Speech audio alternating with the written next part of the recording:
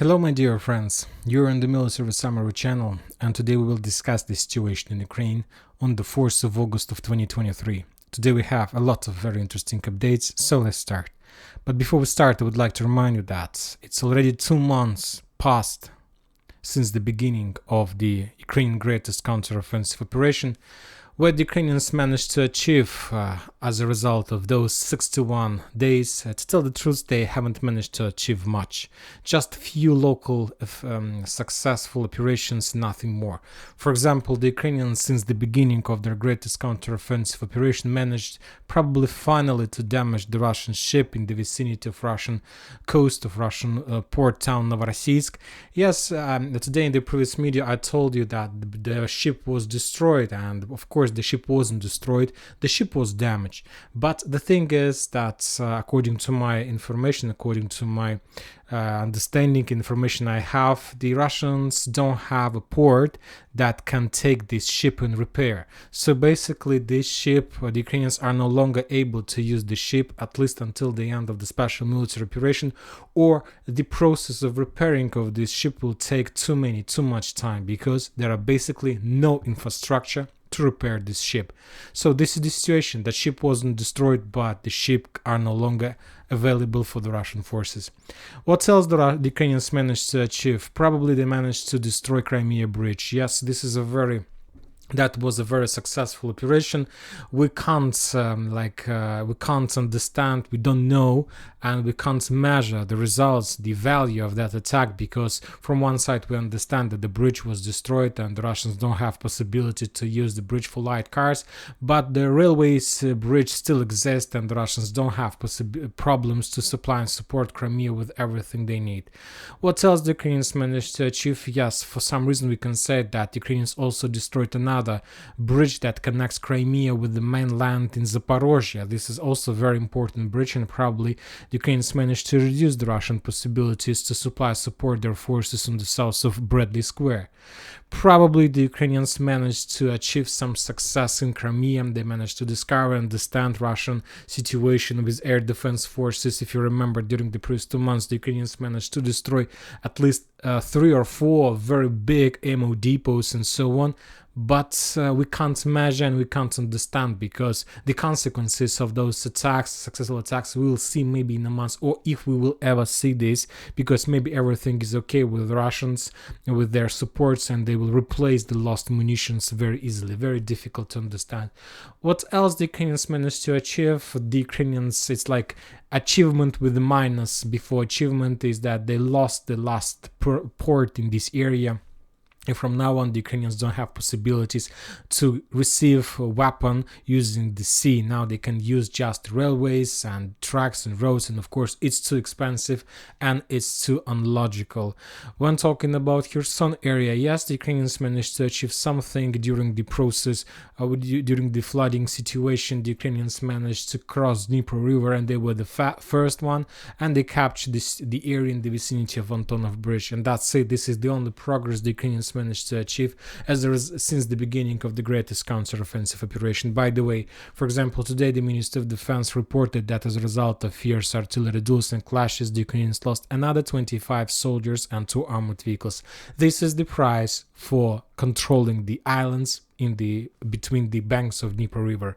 Every day's losses from the Ukrainian side. The question is it worth it?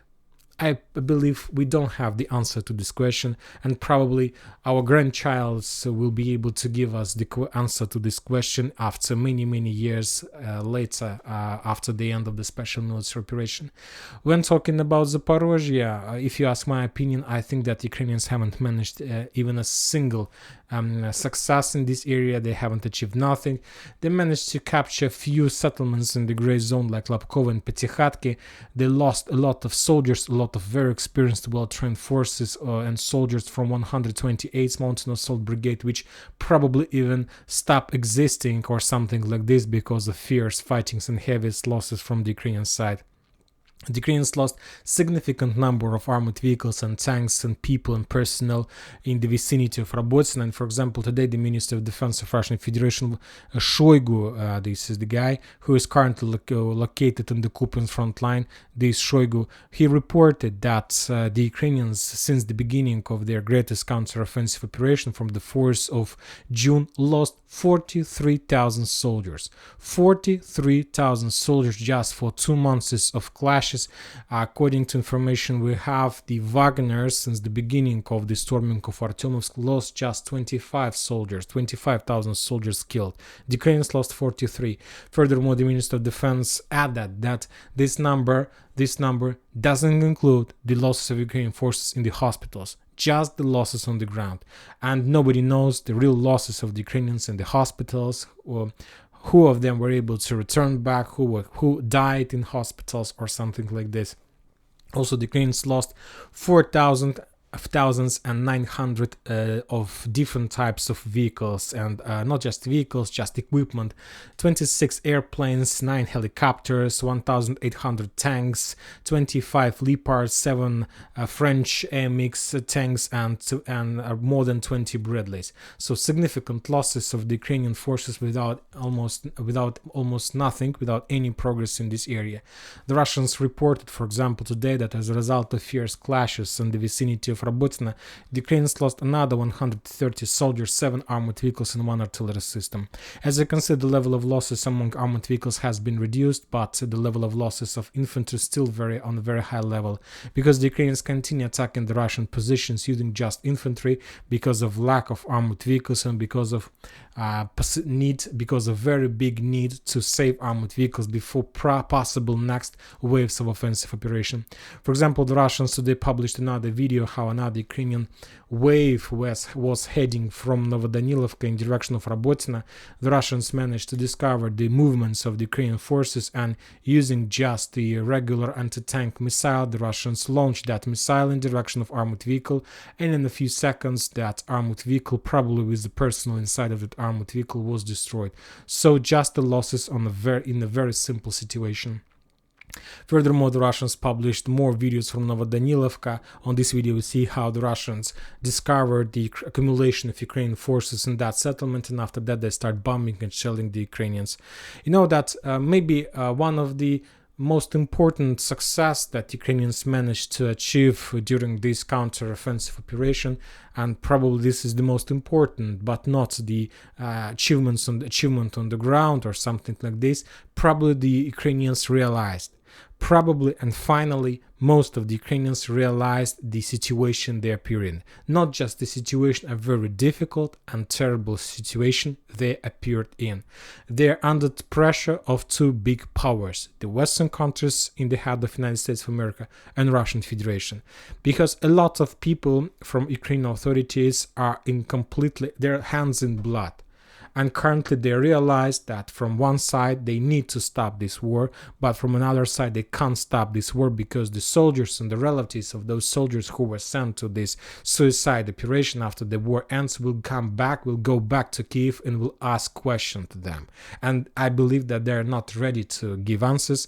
They have the answers, of course, but they're not ready to give these answers because basically they will be tortured and killed by these people. The situation is very critical. One more time, the Minister of Defense reported about the losses in 43,000 soldiers in this area. And if you know, and you can find the link under the description to this video, the Google document where I'm trying to make my own raw calculations of the Ukrainian losses. I based my calculation just on the Minister of Defense report. But even according to those raw calculations, the Ukrainians have already lost more than 200,000 soldiers. 200,000 soldiers, men, brothers, fathers were killed during the special military operation without any success, without any result. The Ukrainians are still on the same point without any movement, and furthermore, we see that the Russians are getting stronger and stronger. And this is very important. The Ukrainians haven't changed their position. They're losing almost every single day. They think that they're going to win, but the Russians, since the beginning of the 2022, have improved their position, not just in military sphere, in science and so on. For example, as you know, today the World Bank have published the information about the strongest economies in the world. And the thing is that the Russian economy has the 5th position. The first position is China, the second is United States of America, the third one is India, the fourth one is Japan, and the fifth one is Russian Federation. The Russian Federation economy is stronger than Germany's one. The Russians is under very strong sanctions, but their economy is 5th in the world. And the Russians had lower positions during the previous years. So the Russians became stronger, and they're going to become even more. And I believe that probably, as you can see, the distance between Japanese economy and Russian economy is very low. And there is a very high chances that probably the next year the Russians are going to become the 4th economy in the world. The 4th one. What the Ukrainians are planning to do with the 4th economy in the world, with the 2nd army in the world, I don't know what they're going to do with this. But probably they know what they're doing, so we'll see. We'll see what is going to be next. Now we're moving to the Vremyivka tactical bridgehead. There are also very fierce clashes in this area. The Russians have activated their counter-artillery duels. Probably they managed to bring some artillery systems to the combat line. And today they published a lot of videos how their artillery was working, how their artillery systems were destroying the Ukrainian positions, Ukrainian reinforcements all over the combat line. This video we got from Zolotaya Niva. The Russians managed to discover the Ukrainian positions in that settlement, and after a very accurate attack, that positions was destroyed, and probably the Ukraine lost another operational ammo depot. On this video we see how the Russian artillery system was bombing and attacking the Ukrainian positions somewhere between Velika Novoselovka and Shakhterskaya. We see that there's forest lines, and this video is geolocated. There were trenches of Ukrainian forces. The drone was above the trenches, and the drone provided and corrected the Russian artillery system during the fire. Perfect tactic to destroy another checkpoint, another ammo depot. And another Russian video. On this video we see how the Russians discover another Ukrainian position, and as a result of accurate strike, the Ukraine lost probably another artillery system or local ammo depot. The Ukrainians from their side are trying to suppress and to attack the Russian positions in the small settlement like Stara Mlynovka.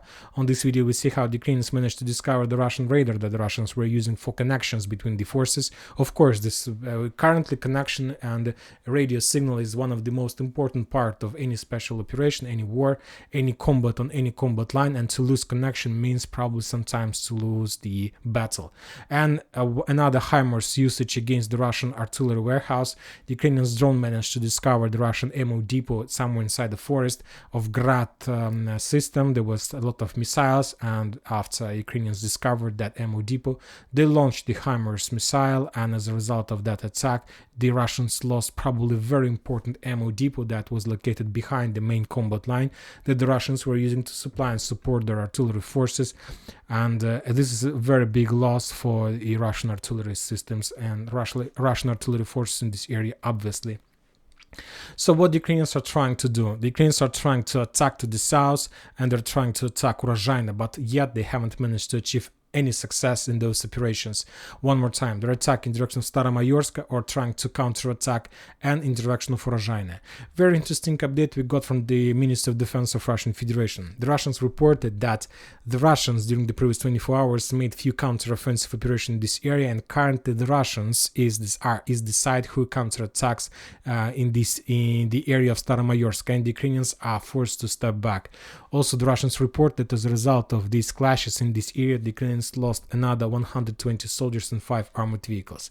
So without taking Urozhaine, there is no sense to move further to the south in Zavitno-Bazhanye and Stara Mlynovka without taking the settlement, but yet the Ukrainians haven't managed to do this.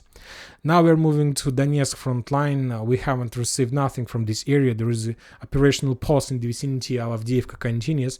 It reminds me the silence before storm, because the more the parties have time to to regroup and fulfill their warehouses, the more powerful attack we are going to see after the end of this process. Very interesting video we got from Drone Forces, from Drone Squad.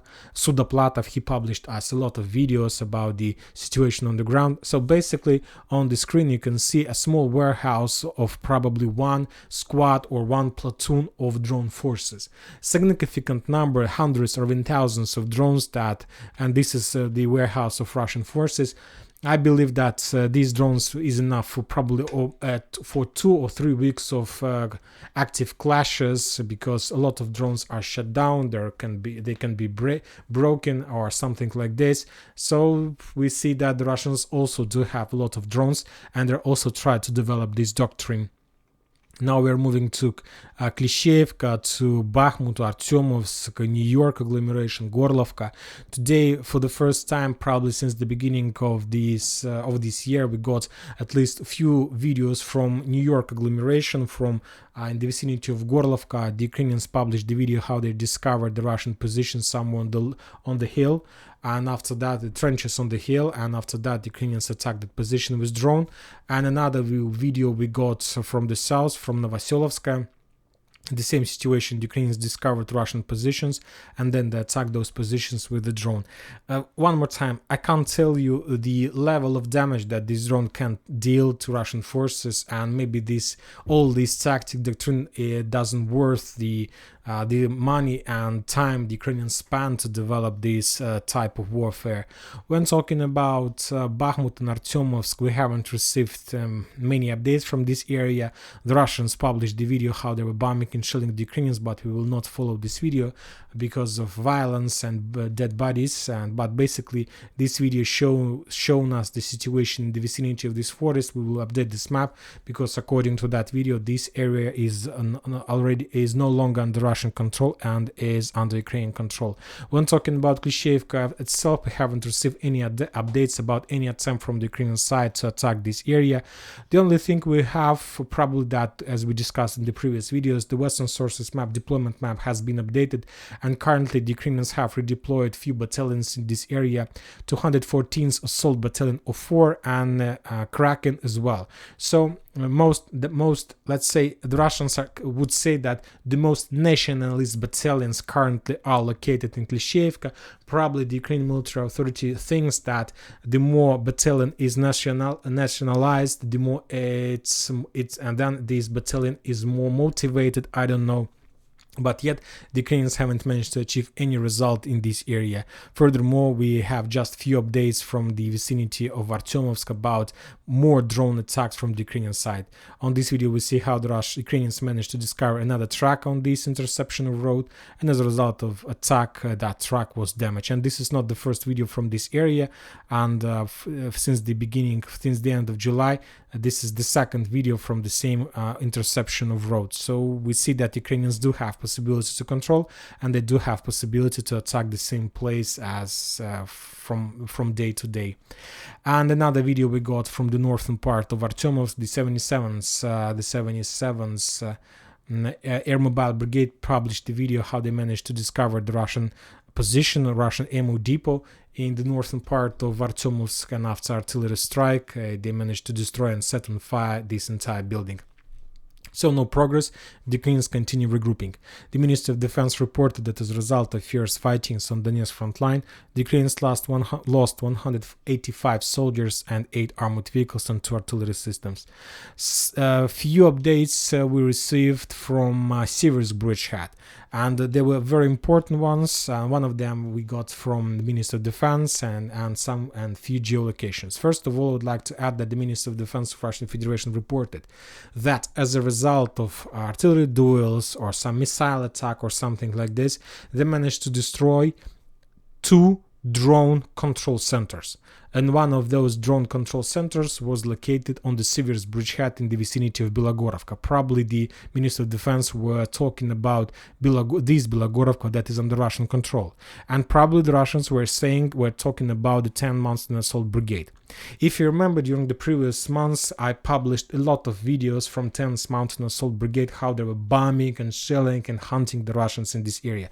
And you remember my reaction about those situations.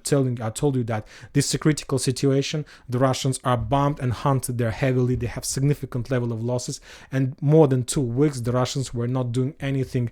Maybe they were doing something, but we haven't seen any video or photo confirmation of any of their actions. And today the Ministry of Defense reported that they destroyed drone control central in this area. So as I understand, probably the Russians managed to discover and to destroy the main forces of 10th Mountain Assault Brigade, because for the previous 2 weeks we haven't received even a single video from this brigade, from this force, about any attack against the Russian forces. So something did really happen. We don't know for sure, we don't have any evidence, any text messages or so on, but I see, according to my analysis, I see that something went wrong with that brigade, and probably the Russians managed to discover their main centers and to destroy a lot of Ukrainian forces of that brigade. So that's why it forced this brigade to reduce their activity. Maybe they just took a decision to slow down a little bit and to wait when the Russians will change their focus or something like this. Furthermore, the Russians redeployed some artillery force in this area, light mortars like Nona S. On this video we see how the Russians were operating with this type of weapon on this bridgehead, and basically the Russians were bombing and shelling the Ukrainian positions on the north of the railways. If you remember, during the previous months the Russians launched a counter-offensive operation. As a result of that attack, the Russians managed to develop their bridgehead along the railways to the north in direction of Vyimka, on the east of Veselaya, this settlement, and the Russians got there. After that, the Ukrainians started bombing and shelling the Russians with counterattacks, with drone attacks, and so on. Now we got report that the Ministry of Defense reported that they managed to destroy another command center of drones, and after that the Russians continued their preparation before the next step, and currently the Russians are trying to attack to the north, first of all by bombing with artillery these positions, by making some kind of artillery preparation, and as soon as the Russians finish this artillery mission, they will continue their offensive operation and they will move further to the north along these railroad ways. For the Ukrainians, this situation is not good. It's getting worse and worse, and probably is getting critical.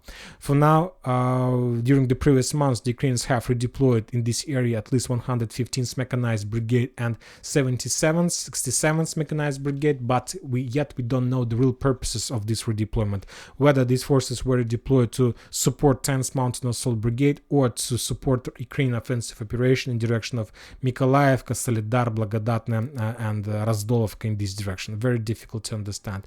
And also the Russians published another video how they managed to discover and to destroy another Ukrainian artillery system on the Siversk bridgehead as a result of a Lancet strike attack. So perfect attack, perfect situation. Now we're moving further to the Liman front line. The Russians reported that as a result of fierce fightings in this area, the Ukrainians lost 70 soldiers. There are no changes on the ground. There were no changes on the ground. The regular situation. The Russians tried to dig in deeper, wait for the best momentum to attack, the best moment to attack. The Ukrainians continue moving more and more forces in this area, trying to stabilize the front line. The Ukrainians probably managed to stabilize, at least they think that they managed to stabilize the front line in the vicinity of Tarskoye, but when talking about Karamzinovka bridgehead, the situation is getting worse and worse for the Ukrainians. Today we got a very interesting video, and I would like us to see this video from the beginning till the end. This is the Ukrainian attempt to attack the Russian forces. There are a lot of very interesting details that I mentioned during watching this video. First of all, the Ukrainians were using mechanized forces. A lot of mechanized machines like personal carriers, BMP, BTR, and many other ex-Soviet types of armored vehicles, and the Ukrainians were trying using a very fast attack on the light armored vehicles to get as close as possible to the Russian positions. As you can see, there are no tanks in this attack, just very fast light vehicles. The Ukrainians even managed to reach the Russian positions in that forest. They managed to land their troopers and infantry, as you can see, and the infantry started storming operation against the Russian stronghold and fortifications in that forest. And the thing is that the Ukrainians have almost reached success, but the Russian artillery system started working, attacking them, and after that the Ukrainians as you can see, they have almost entered the forest, but at some point, as soon as they understand that the Russians start attacking them with artillery, they took a decision to turn back and they start running away. And as you can see, as a result of that clashes, the Ukraine lost just one armored vehicle. This is very interesting information, video from many perspectives. First of all, this is geolocated video which confirms that this forest and these forest lines and Novoyegorovka still remains under Ukraine control. And this forest, this area where the main clashes took place, I'll show you on the map how the Ukrainians were moving. The Ukrainians started their movement in this area. They were moving along the forest. They're getting here, and after that they attacked these positions of the Russian forces. They started their landing operations, started entering the forest. The Russians managed to repel that attack, and after that, with artillery strike, the Ukrainians took a decision to turn back, and they evacuated also with almost without losses. Probably a few soldiers were wounded and just one armored vehicle was destroyed. So this video also confirms that the Russians have created significant, very powerful stronghold on this side of Zhiribets River, and yet we haven't received any video confirmation from the south about geolocations and from the north as well. This is probably the first video that shows us the progress in this area. And now we're moving further to the Kupiansk front line. We got a lot of updates from this bridgehead, mainly from the Ministry of Defense of Russian Federation. Today the Russians reported that as a result of offensive operation, they managed to develop their bridgehead, an offensive operation in the vicinity of Vilshany, Alshany, this small settlement, in the vicinity of Takarovka, this small settlement, and in the vicinity of Petropavlovka. So somewhere in this triangle, in this square, the Russians managed to develop their offensive operation and to capture more reliable positions. We don't know, we don't have any video photo confirmations, but the thing that I understand that the Russians took a decision not to storm Sinkovka in front, and they took a decision to bypass the settlement from the east and to attack Petropavlovka from the northwest from this direction, and they are trying to cut and encircle the Ukrainian forces in Sinkovka, because Sinkovka is the strongest, the most powerful stronghold in this area, and it's a suicide operation for the Russians to storm the settlement in front, and they basically want to bypass it, to encircle and to cut the Ukrainian forces and to split the Ukrainian army for many pieces. Furthermore, we got also very interesting update from this area. According to the Western deployment map, the Ukrainians have redeployed their first presidential brigade Burevi of National Guard in this area, and maybe those forces were attacking the Russians in Karmazinovka. So one more time, I'll remind you that Ukrainians have accumulated significant number of mechanized forces in this area, and for now, yet it's very difficult to understand what is the purpose of this accumulation, whether the Ukrainians are planning to attack or to defend themselves against the Russian offensive operation. The Russians reported that as a result of fierce fightings in this area, the Ukrainians lost 45 soldiers, 5 armored vehicles and 3 artillery systems. One more time, since the beginning of the Ukrainian counter-offensive operation that started on the 4th of June, the Ukrainians haven't managed to achieve anything on this bridgehead. They just lost their positions on Tarskoye salient, and they lost and allowed the Russians to build their bridgehead on the western side of Zhiribets River. And when talking about Bakhmut or Artyomovsk, the Ukrainians haven't managed to capture even a single settlement in this area. The Russians, during the first 2 months of beginning of counter-offensive operation on Solidar direction, for the first 2 months, managed to capture Solidar, Yakovlevka, Sakaevantsety, Nikolaevka, Blagodatnaya. Probably the Russians were in the vicinity of Paraskovivka, so many settlements were already captured by the Russians during the same period of time.